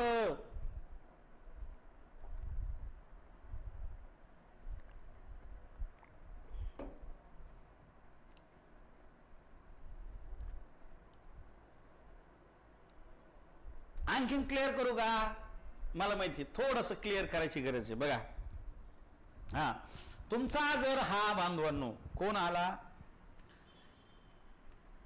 ही शी आणि हा इट आणि हा तुमचा सचिन आहे, सचिन आहे. ही शी इट जर हेल्पिंग व्हर्ब वापरायचं झालं तर बांधवांनो इथं कोण वापरणार आहे, डू वापरणार आहे. अरे डज, इथं कोण वापरणार आहे, डज वापरणार आहे. इथं कोण वापरणार आहे, डज वापरणार आहे. इथं सुद्धा कोण वापरणार आहे, डज वापरणार आहे. पण एखादी ताई म्हणली मला नाही वापरायचं, मला कंटाळा आला एवढं लिहायचा, डी लिहा, ओ लिहा, ई लिहा, यस लिहा, बाई एवढं कशाला लिहायचं, याचं काही शॉर्टकट आहे की एखादा. मग हाई म्हणा ताई, ताई तो यासाठी शॉर्टकट आहे म्हणा, तू याला कॅन्सल कर, याला कॅन्सल कर, याला कॅन्सल कर, याला कॅन्सल कर. या डजच्या ऐवजी तू काय वापरू शकती, यस किंवा ES. कोणाच्या सोबत, व्हीच्या सोबत. व्ही सोबत कोण वापरू शकती, यस किंवा ES. व्ही सोबत कोण वापरू शकती, यस किंवा ES. व्ही सोबत कोण वापरू शकते, सचिन सोबत, यस किंवा ES. बघा इथं कोण आहे, हे क्रियापद आहे व्ही, आणि इथं कोण वापरले, यस वापरलंय. झालं की नाही आपल्या नियमात. कोण वापरायचं नसल्यास डू किंवा डज. आता याला तर हे लागलेलंच नसतं, त्यामुळे याचा संबंधच नाही. इथं डू डज वापरायचं नसेल तर यस किंवा ES पाहिजे म्हणजे पाहिजे, दोन्ही पैकी एक. कोणाकोणाला समजायलं सांगा रे. आता तुला क्लिअर केलं बाबा, याच्यापेक्षा क्लिअर होऊ शकत नाही. साध्या वर्तमान काळात एक तर तृतीय पुरुष असेल तर यस यस लावा, नाही तर डज लावा. ह्या दोघांपैकी एक पाहिजे, दोघांपैकी एक पाहिजे. स्कॉलरशिपला मुलांना हे येत नाही बरं का. स्कॉलरशिप मध्ये टाईप ऑफ सेंटेन्स जवळपास 8वी स्कॉलरशिपला मला वाटतं काहीतरी 12 मार्काला आहे. पोट्ट्यांना कळतच नाही ते काय करावं काय नाही. हा समजलं सगळ्याला. ओके ओके ओके ओके असं दम्मानी पुढे जाऊ आपण. आणि तुम्हाला दोनच काय माझा विश्वास ठेवा, सिंपल प्रेझेंट सिंपल पास्ट आलं, सगळं काही आलं. सिंपल प्रेझेंट सिंपल पास्ट जर का आलं तर सगळं काही आलं. बघा इथं हेच वाक्य थोडं वेगळ्या पद्धतीने लिहिले. सचिन प्लेज क्रिकेट असं लिहिलं इथं. He plays cricket. तर ह्या सचिन प्लेज क्रिकेटला मी वेगळ्या पद्धतीने सुद्धा लिहू शकतो. हा काय वापरू, हेल्पिंग वर्ब वापरून. कसं लिहिणार, सचिन. हा इथं मी लिहिणार मग डज, मग इथं लिहिणार प्ले. यस लावणार नाही मग त्या क्रियापदाला, प्ले. आणि तुमचं क्रिकेटचं जशास तसं. हे वाक्य सुद्धा बरोबर आहे, हे वाक्य सुद्धा बरोबर आहे. हा हिचं वाक्य ही प्लेज. तर इथं मी असं लिहिणार ही. मला हे यस लावायचं नाही, मला कंटाळा यायला यस लावायचा. ही काय लिहिणार मग इथं डज.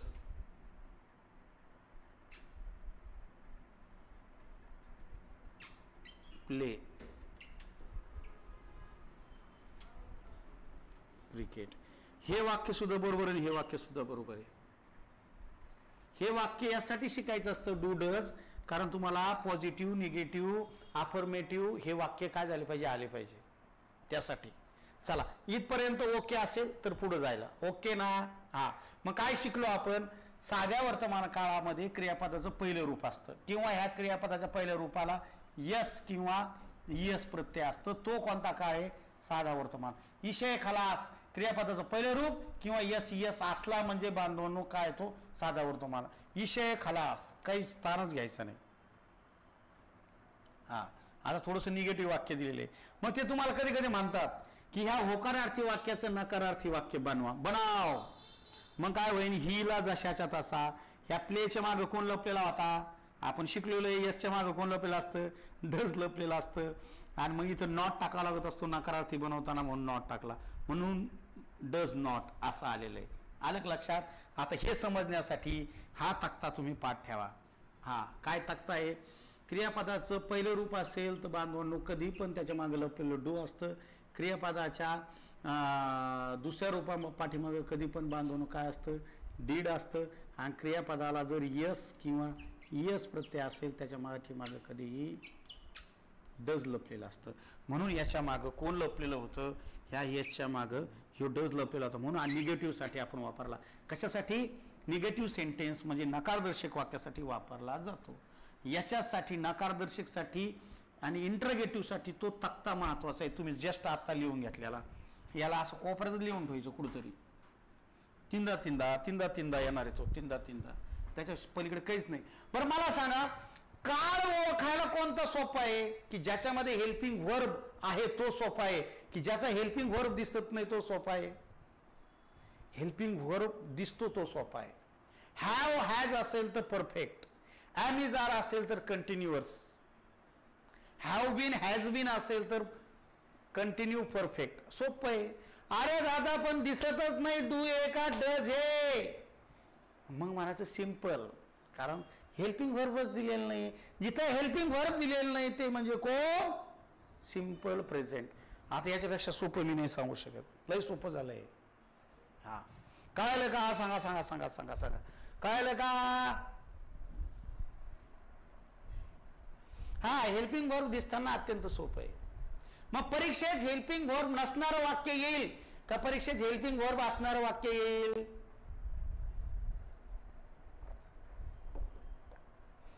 हेल्पिंग वर्ब नसणारं वाक्य परीक्षेत येईल का असणारं येईल. अवघड काय, अरे अवघड नसणारं वाक्य परीक्षेत येणार आहे. मग नसणारं कोणते काळ आहे, सिंपल प्रेझेंट आणि सिंपल पास्ट. त्यामुळे सिंपल प्रेझेंट सिंपल पास्ट करा बाकीचं करायची गरज नाही. चला मग पुढं आता हे तृतीय पुरुष काय भानगड आहे ते पाहायचं.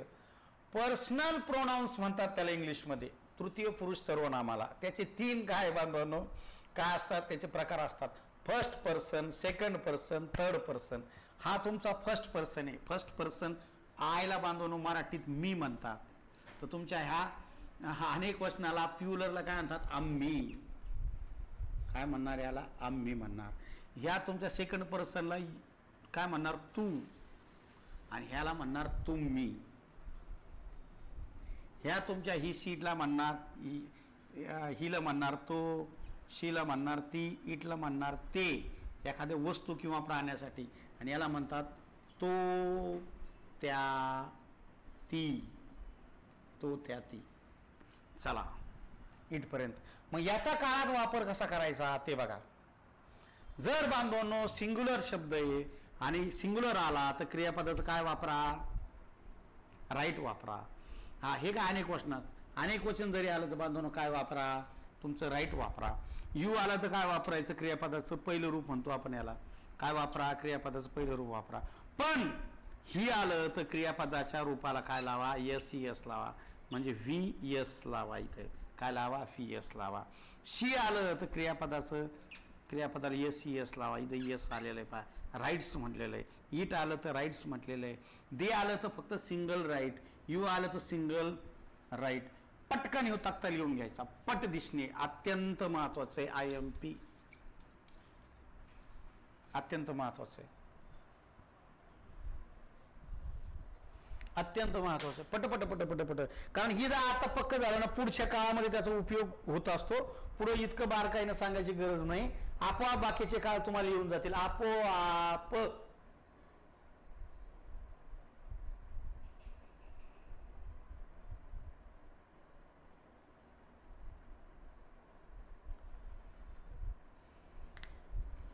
काय पहा, गीतांजली ताई नी खूप छान कमेंट केली. खूप छान सिंपल भाषेमध्ये तुम्ही शिकवता. शिक्षकाला जर एखादा विषय चांगला शिकवता आला ना, मग त्यांनी जर दुसऱ्या विषयाचा अभ्यास केला ना, त्याला त्याच पद्धतीने तो दुसरा विषय येत असतो. आणि प्रत्येक शिक्षकाला कमीत कमी 2 भाषा शिकवण्याचा अधिकार असतो. एक लँग्वेज आणि एक शास्त्र. आलं लक्षामध्ये? हा, एक लँग्वेज आणि एक शास्त्र. काय व्हायचं, डीएडची मुलं रडायचे हो अक्षरशः. डीएड मध्ये इंग्लिशमध्ये ते नापास होऊन जायचे. आणि मग मी डीएड कॉलेजचा असायचं, ते म्हणायचे सर तुम्हीच काहीतरी करा. मग त्या पोराला शिकवण्यासाठी मला अभ्यास करावा लागायचा. आणि माझ्याकडे जास्त सगळ्या भगिनीच असायच्या. मग ताई म्हणायच्या सर मला काही समजत नाही. मग काही समजत नाही, मग दादाला अभ्यास करावा लागायचा. ताई बेस्ट वाचायची, दादा अभ्यास करायचा. चला असो, चला पुढे. हे तुम्ही लिहिलं असेल असं मी गृहीत पकडतो आणि पुढे जातो. बघा, हा आता लय मोठा प्रश्न आहे. हे महाराष्ट्रातल्या बऱ्याच पोरांना येत नाही की यस कधी घ्यावं, यस कधी घ्यावं. बघा, यस प्रत्यय कधी जोडावा, ईएस प्रत्यय कधी जोडावा, ईएस प्रत्यय. बघा, ज्या वेळेस एखाद्या तुमच्या क्रियापदाच्या शेवटी, कोणाच्या शेवटी, क्रियापदाच्या शेवटी काय, O, C H, S H, S S, X आणि झेड हे अक्षर क्रियापदाच्या शेवटी आल्यास काय लावायचं, त्याला ईएस लावायचं. हा, कोण पाहिजे, हा ईएस पाहिजे. ईएस जोडताना हे बांधून लक्षात ठेवायचं. O, C H, S H, S S, X आणि झेड. उदाहरणार्थ गो शब्द आहे, मग गोला आपण कधी ईएस लावतो, एस नाही लावत. असं कधी पाहिलं तुम्ही, गो? हा, असं कधीच तुम्ही पाहिलेलं नाही. मग गोला काय लावणार, गोज म्हणणार तुम्ही. हा, he goes to school, he go to school असं म्हणतो आपण. ब्रशला काय लागलेलं आहे, एस एस लागलेलं आहे पहा, म्हणून इथं ब्रशेस असा शब्द वापरतो आपण. बॉक्स शब्द आहे, बॉक्स. ह्या बॉक्सला एस लावत नाही, बॉक्स नाही करत आपण, ईएस लावत असतो, म्हणजे बॉक्सेस. हे सुद्धा परीक्षेत विचारलं जाईल. Choose the correct S and ES. I M P करा. सेंटेन्स एरर मध्ये याचा उपयोग होत असतो. शब्द एखादा सिंग्युलर करा, प्युलर करा, वगैरे वगैरे वगैरे. भावांनो बहिणींनो, लय बारकाईना विचार केलाय बरं का मी, कारण मला माहिती तुम्ही शिक्षक होणारे छोट्या छोट्या मुलांना जिल्हा परिषद शाळेत जाऊन शिकवणारे, मग त्यावेळेस तुमच्या हेडमास्तरनी म्हणू नये आईला तुला कोणी शिकलं तरी असे नियम. हा हे हेडमास्तर लय बेकार असते, लय नाव ठेवते ते. मग ते एक तर काय मुलगा किंवा मुलगी असेल ना त्याच्या आईबापाला नाव ठेवलं जातं, आणि ज्ञानाच्या बाबतीमध्ये बांधवून शिक्षकाला नाव ठेवलं जातं. कोणत्या गुरुकडे होते तुम्ही शिकायला? मग तुम्ही म्हणायचं आम्ही सुराशे सर आणि बाळासाहेब शिंदेकडे होतो शिकवायला, दोघांनी आम्हाला इंग्रजी शिकवलेलं आहे. सरांचे व्हिडिओ टाकून देईन मी, तुम्हाला टेन्शन घेऊ नका. हा तुमचं नुकसान होऊन देत नाही मी. डबल इंग्लिश और मराठी दो दो टीचर से पढेंगे आप. नोट यस कधी जोडलं जातं? यस जर O C H S H S S X Y हे जर नसेल, बाकीच्या सगळ्याला यस लावून द्यायचं. जसं की वर्क के म्हणून यस लावलं म्हणून वर्क्स होतं. ई आहे इथं, ईचा उच्चार होता का कुठे? नाही. राईट आहे मग यस लावलाय राईट्स होणार. कमला सुद्धा ई आहे म्हणून काय होणार बांधवांनो? कम्स होणार. कम्सेस होत नसतं. परत इथं ई असल्यावर परत ई एस लावायचं का? अजिबात नाही. हे एकदम परफेक्ट आहे. चला याला लिहून घ्या, लिहून घ्या रे भावांनो. हे बरेच चांगल्याला कळत नाही बरं का, आणि बऱ्याच जणांच्या पुस्तकात पण नाही दिलेलं की यस कधी लावायचा आणि यस कधी लावायचा. यस कधी लावायचा आणि यस कधी लावायचा हे चांगल्याला कळत नाही. तुम्ही आवर्जून आहे ना, तुम्ही 2-3 दिवस थांबा. तुम्ही मग इंग्रजी पाहून तुम्ही बऱ्याच जणांना म्हणणार की तू आमच्या सुराज सरकडे इंग्रजीचा क्लास लाव, तू इंग्रजीची भीतीच काय होऊन जाईल? समाप्त होऊन जाईल. काय म्हणता तुम्ही? इंग्रजीची भीतीच काय होऊन जाईल? समाप्त होऊन जाईल. इतकं छान साध्या सोप्या भाषेत सर इंग्रजी शिकवतात. आणि मी इंग्रजीचं शिक्षक आहे बरं का. 5वी ते 10वीच्या माध्यमिक शाळेवरून मी इंग्रजी विषयच शिकवतो मुलांना. ते उगं काय मध्ये का माझं बालमानसशास्त्र म्हणून माझ्यावरती एक मोठा शिक्का बसलेला आहे, पण माझी मेथड इंग्लिश आणि हिस्ट्री आहे.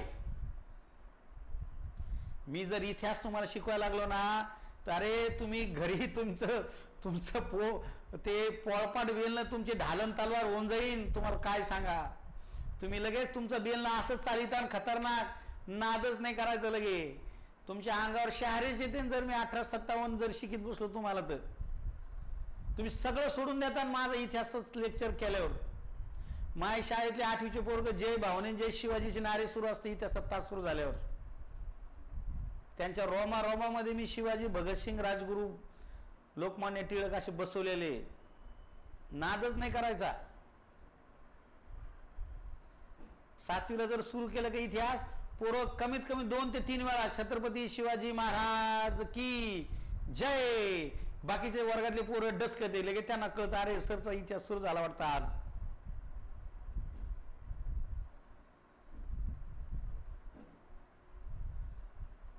शिक्षकी पेशाला एक खास पहा एकदम भारी असतो. शिक्षकी पेशा माणूस रममान होऊन जातं. सकाळी 7 वाजल्यापासून विजय सुराशे शिकितो.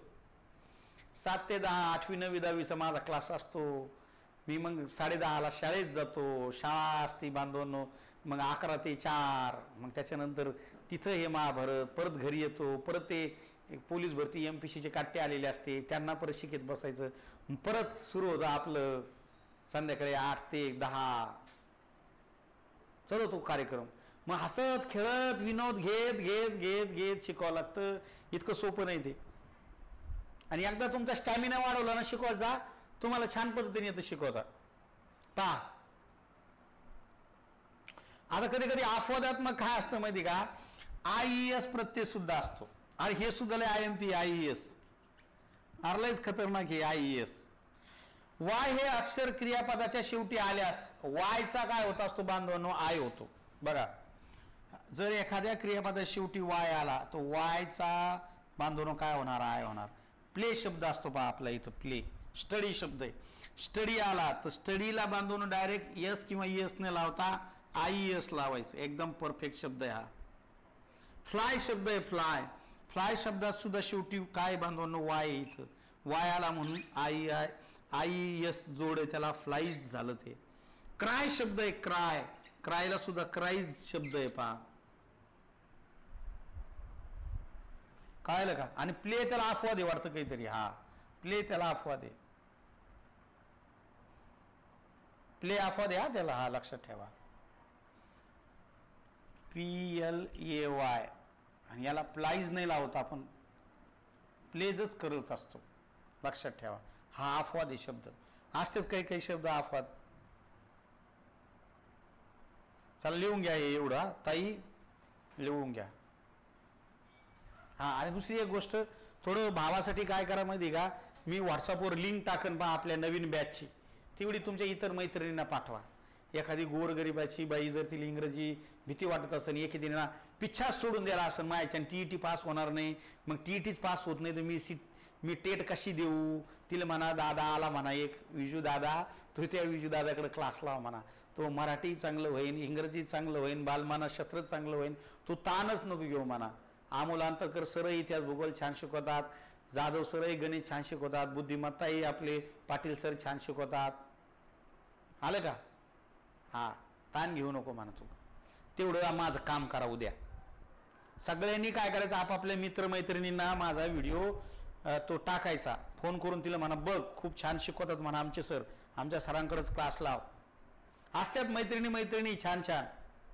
हा, काही भावांना जर मैत्रिणी नसेल तर त्याचे मिळून सांगा, मिळून खुश होऊन जाईन दादाची. बालमैत्रिणीला सांग, अगं अगं म्हणा अशा ठिकाणी क्लास लाव. हाँ चलो आगे जाएंगे, आगे आगे आगे आगे. हाँ मग आता प्रश्न परत पडला.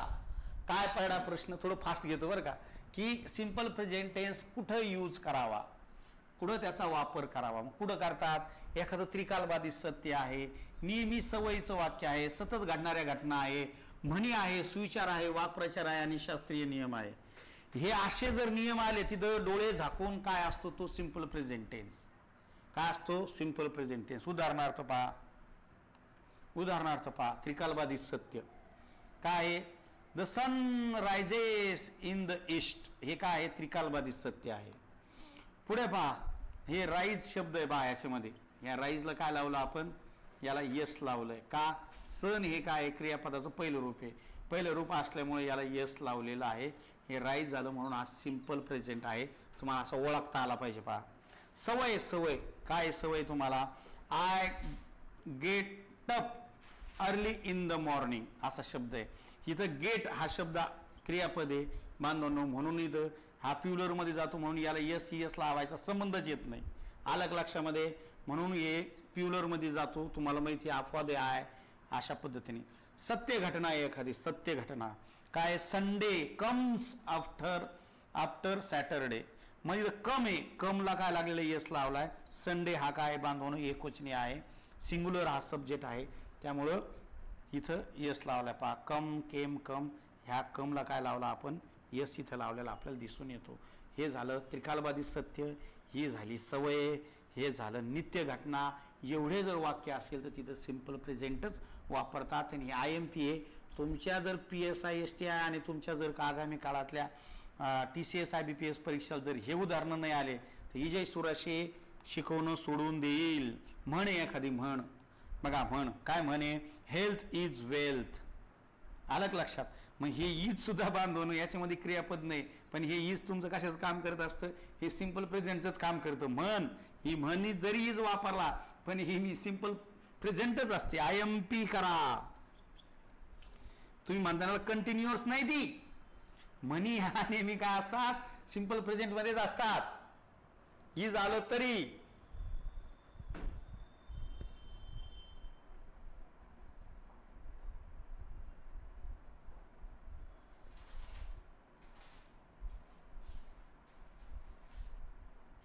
अरे करतो राजश्री ताई, मला लगेच मेसेज टाकून द्या व्हॉट्सअपवर, केलं जाईल तुम्हाला ऍड. ते काय होत असं नेमकं माझा कुठेतरी तास सुरू असेल, तुम्ही कॉल करीत असताना, किंवा तुम्ही आता पहा तुम्ही व्हॉट्सअपवरती किती 350 लेकरं जमा आहे आपली.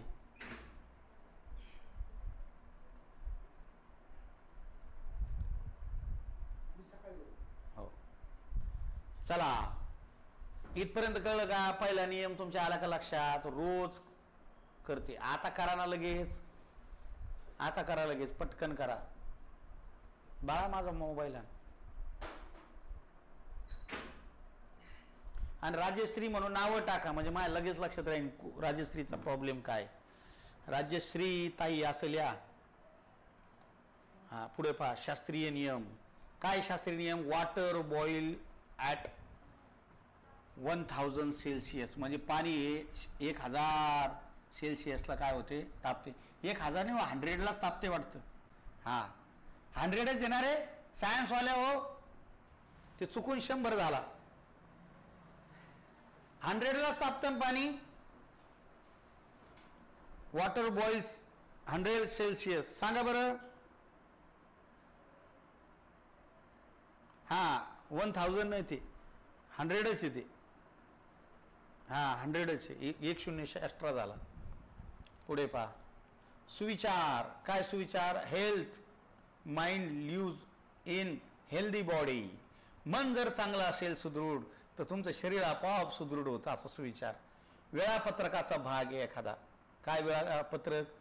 We go to Kolkata next weak.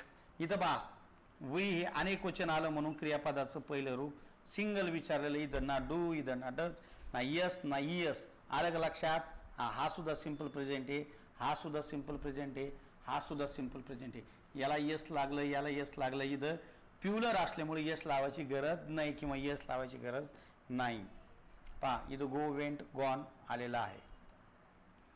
School opens on 5 जून. इथं ओपन हा बांधून क्रियापद याला यस लागलेलं आहे कारण स्कूल काय आहे सिंग्युलर आहे. आलं का लक्षामध्ये. हा हे तुम्हाला अशी क्रियापद कोण सांगणार नाही बरं का. शिक्षक लोकांना वेळ नसतो कोण सांगणार तुम्हाला. हा नंतर हिस्टोरिकल प्रेझेंट. इतिहासात घडलेल्या घटना नाटकी स्वरूपात जर वर्तमान काळात लिहिल्या जात असतील तर त्या हिस्टोरिकल प्रेझेंट म्हणून ओळखल्या जातात. काय म्हणून ओळखल्या जातात. नाटकी स्वरूपात. उदाहरणार्थ पहा Shivaji now brave his source and attack the enemy. मग इथं बांधवांनो काय या ठिकाणी इथं जरी आलेलं इथं यसला आलेलं आहे. पहा काय आलेलं यस आलेलं आहे. आता हे काय क्रियापद आहे. ड्रॉ शब्द येतो. काय आहे ड्रॉ. Draw ड्रीव drawn. तर हे इथं यस आलेलं आहे त्यामुळे इथं सुद्धा आपल्याला हे नाटकी स्वरूपात दिलं असं त्यांना म्हणायचंय. आपण ताण नाही घ्यायचा. क्रियापदाचं पहिलं रूप असू यस असू किंवा इयस असू हे सगळा काळ कोणता आहे सिंपल प्रेझेंट आहे. लयच सोपं आहे. हिस्टोरिकल प्लेस असू नाही तर तिकडं गुड थॉट असो काही घेणं देणं नाही आपल्याला. Gandhiji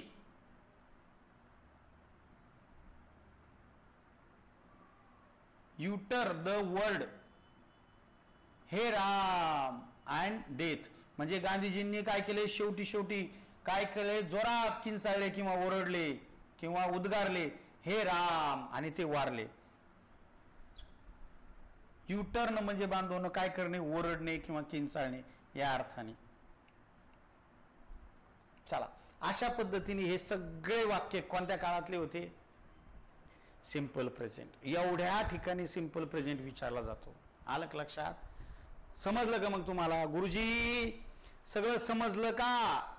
yes no yes no yes no करा. आज आपण एवढंच सिंपल प्रेझेंट त्याचं स्ट्रक्चर त्याचं सब्जेक्ट त्याचं यस यस आय एस हे सगळं मटेरियल शिकलेलं आहे आणि त्याचे नियम सुद्धा शिकलेले आहे आपण 7 ते 8. एवढ्या ठिकाणी सिंपल प्रेझेंट विचारला जातो. उद्याचा काळ तुमचा पास्ट आणखीन सोपा जाईल. उद्या आल्या तुमच्या टीईटी मध्ये सिंपल प्रेझेंट वरती कशा पद्धतीने प्रश्न विचारले गेलेले आणि ते कोणते टेक्निक लावून सॉल्व्ह करायचे असं आपण उद्या पाहणार. आणि अशा पद्धतीने आपलं लेक्चर आजचं थांबलेलं आहे. तुम्हाला आवडलं तर नक्की लाईक करा शेअर करा आणि तुमच्या इतर मित्रांना सुद्धा सांगा की त्यांनाही सर्वसामान्य पद्धतीने इंग्रजी पक्की करता येईल. थांबतो. धन्यवाद.